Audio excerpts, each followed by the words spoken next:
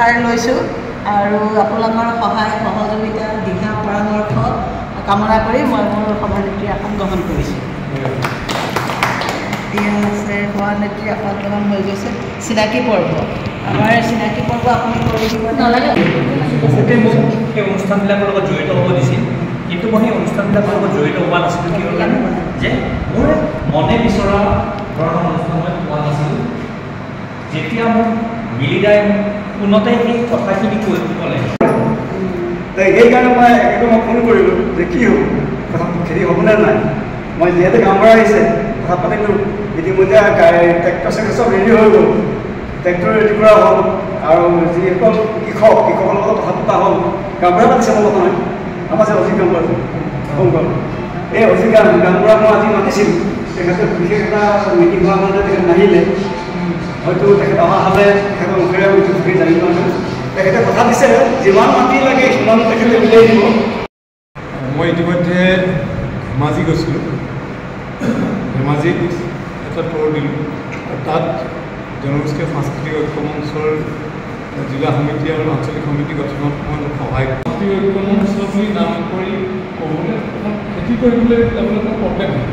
সকলো ইয়াত সংযুক্ত হৈ আছে মহিলাৰ পৰা এইবিলাকে হৈছে সংগঠনৰ ভাল ক্লাছ। এতিয়া আমাৰ সংগঠনত যদি আজিলৈকে 10,000 মেম্বাৰ আমি গোটাইছোঁ, গতিকে এই 10 টকীয়া মেম্বাৰশ্বিপ হয় বা 100 টকীয়া হয়, এইটো একদম অৰিজিনেল পইচা আমাৰ সংগঠন। বাকী আমি পলিচি কৰি গৈছোঁ, সেইটো বেলেগ কথা। এইখিনি কথা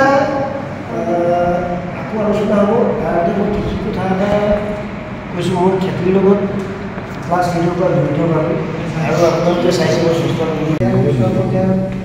আমি নিশ্চয় আমাৰ গৰ্ব হ'ব বুলি আশা কৰিয়ে আমি যেনেকৈ লেগুৱাই হ'লেও বেমাৰী গালে হ'লেও আহিছোঁ, আশাটো আছে গৰ্বৰ। আৰু সেই আশাটো কেতিয়া পূৰণ হয় ঈশ্বৰে জানে, কিন্তু আমাৰ কৰ্মকৰ্তাসকলে কৰ্ম কৰি আছে, চেষ্টা কৰি আছে আৰু আমাৰ চেষ্টা অব্যাহত থাকিব। এটা বিষয়বস্তুৰ ওপৰত লৈহে কৰা হ'ল, তাৰ লগতে সংগতি ৰাখি কৃষি বিভাগটো কৰা হৈছে যেন অনুমান হৈছে, নহয় জানো? নহয়, মেইন কৃষি বিভাগ, কিন্তু সেইটোও বিষয় আছিল। এইটো এটা মানে গতিকে সাংস্কৃতিক বিভাগৰ পৰাই সেইটো উৎপত্তি হৈছে, সেইকাৰণে মই দুআষাৰমান ক'বলৈ ল'লোঁ আৰু। কাৰণ মই সাংস্কৃতিক দিশটো মই দেখিছোঁ, আৰম্ভণিৰ পৰাই দেখিছোঁ যিসকলৰ বিজ্ঞ সাংস্কৃতিক দিশত। মইতো আৰু সকলোৰে উপস্থিতি আমি এইদৰে কামনা কৰিছোঁ। আৰু কি ক'ম, আপোনালোকক ভৱিষ্যতে সময়মতে আহিব কিন্তু। ধন্যবাদ। আৰু থ'ব পাৰিছোঁ, সেইকাৰণে মই ভাগ্যৱান বুলিয়েই ভাবিছোঁ। বিশেষকৈ আজি সভাখন আয়োজন হৈছে বোলে কৃষি উদ্দেশ্যলৈ ভাৰতবৰ্ষৰ ক্ষেত্ৰই আমাৰ অসমখন কৃষি ভিত্তিত বেছি আগবঢ়া আৰু কৃষি কৰ্মতে আমাৰ প্ৰায়বোৰ 70%। গতিকে এই ক্ষেত্ৰত কিন্তু আমি সকলোৱে সজাগ হ'ব লাগিব, সচেতন হ'ব লাগিব। আৰু এটা কথা কি হ'ব, আমি আজি ইয়াত যথেষ্ট অভিজ্ঞতা এই আমাৰ বাইদেউ, আমাৰ মঞ্চৰ ৰাণী ক'ব লাগিব, আমাৰ এই মঞ্চৰ ৰজা, আমি সৈনিকসকল আছোঁ,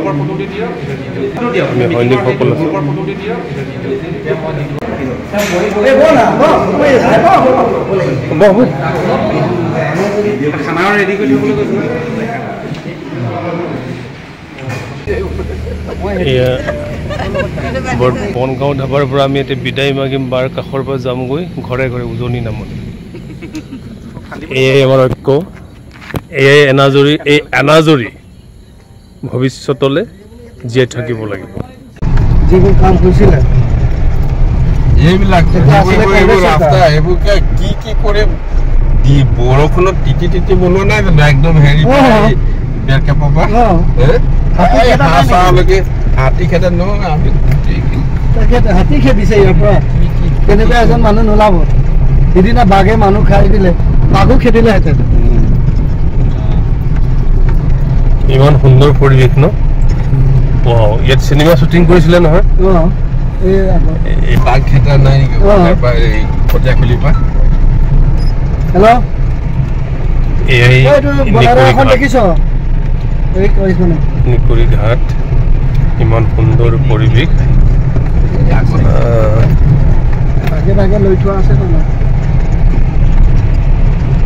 ইয়াত কংগনা ৰাণাৱতে শ্বুটিং কৰিব আহিছিল কেইবা সপ্তাহ থাকি ইয়াত শ্বুটিং কৰি গ'ল এতিয়া আমি বৰ্তমান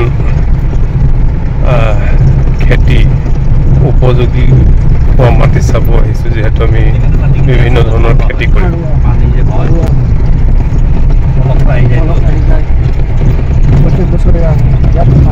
জনগোষ্ঠীৰ সাংস্কৃতিক ঐক্যমঞ্চৰ কৃষি সচিব আৰু আমাৰ সভাপতি আৰু মই আহিছোঁ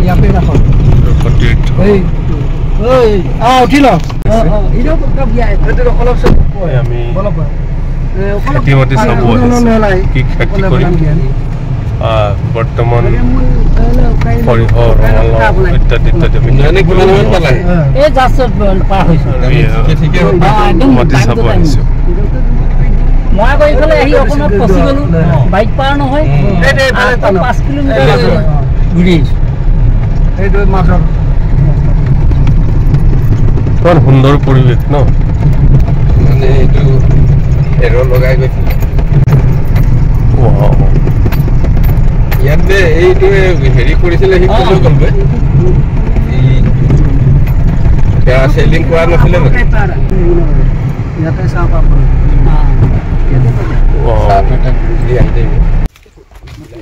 গোটেই মাটি দেখিছে গোটেই ৰঙালাও কৰিব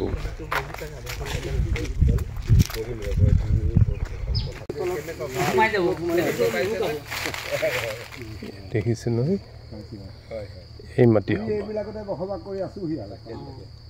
আমিও এই অকমান বোলো ৰাইজৰ লগতে খেতি বাতিও কৰোঁ গাঁৱৰে হয় নেকি অকণমান আছে জংঘল মানে এই মাটিত দেখিছে এই মাটিত আমি খেতি কৰিম এই আপোনালোকে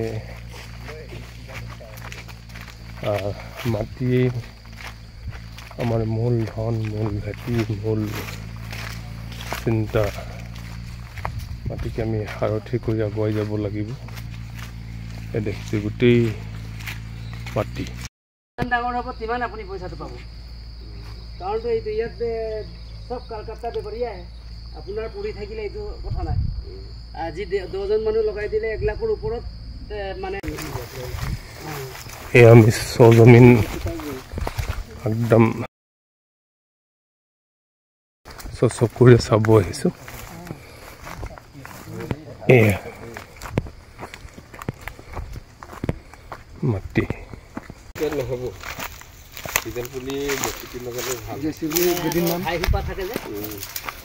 এয়া ধনখীৰ চাপৰি ক'ব লাগিব নিকৰি ঘাট এইটো মৰিয়া হোলা নেকি এই মৰিয়া হোলা ন তাহানি যুগৰ মৰিয়া হোলাত আমি খেতি কৰিব আহিছোঁ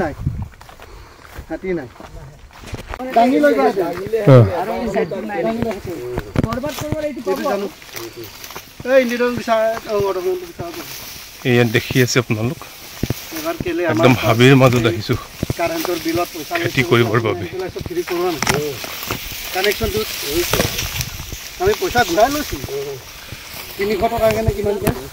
আমি ৰঙালাও সৰিয়হ খেতিম সৃজনশীল খেতি বুলি ক'ব লাগিব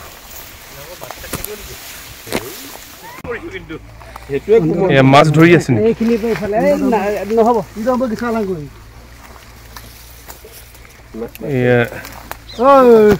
ৰাইজে মাছ ধৰিছে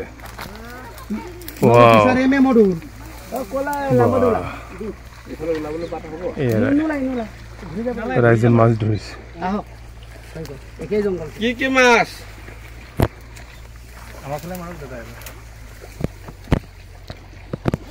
একদম দত্ত আহিছে একদম গুৱাহাটীৰ পৰা মাটি চাবৰ বাবে আমি খেতি কৰিমেই এইবাৰ নিশ্চয় খেতি কৰিম আমাৰ সতীৰ্থসকল আহিছোঁ আমাৰ ৰেৱতাকে সাক্ষী কৰি ইয়াত থলুৱা আমাৰ সতীৰ্থ ৰঙালাও খেতি কৰি আছে এওঁলোক আৰু এই ঠাইত আমি ৰঙালাও কৰিম আপোনালোকে চাব অনাগত দিনৰ ৰঙালাও কেনেকৈ হ'ব ইতিমধ্যে আমাৰ খেতিৰ বিষয়ে আমি আলাপ আলোচনা কৰি আজি মাটি পৰিদৰ্শন কৰিলোঁ।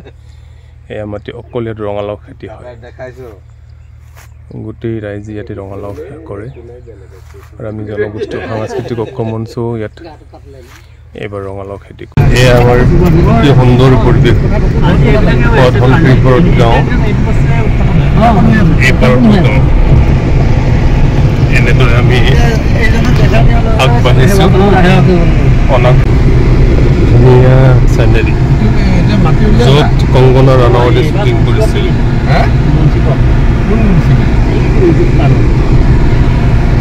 কিমান বিঘা? সুন্দৰ ঠাই,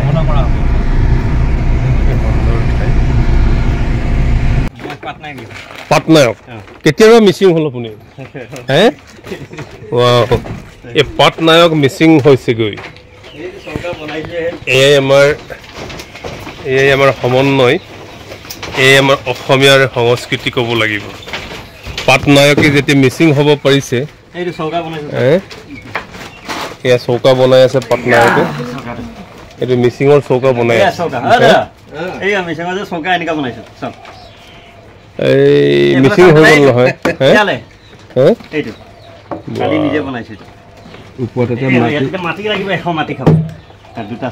পাটনায়কৰ ঘৰ, চাংঘৰ।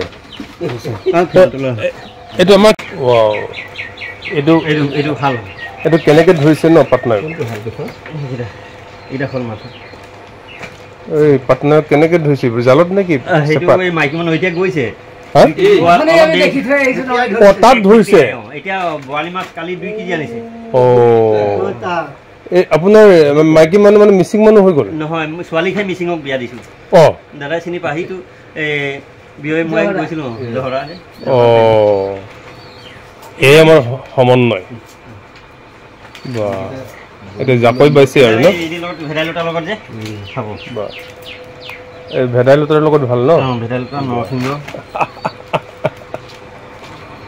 পাটনায়কে বিধানো দিছে আৰু খাবলৈ কেনেকে। এই পাটনায়ক ক'ৰ পৰা আহিছিলা তুমি? মানে মাগনি মানে ক'ত? কিমান বছৰ হ'ল ইয়াত অহা? ইয়াত অহা মই 2016 চনত আছোঁ। বহুত দিন হ'ল। 16 চনত আহি দাদাৰ লগতে লাগি আছোঁ, বেলেগত আমি ইমান যোৱাযোৱাই নাই।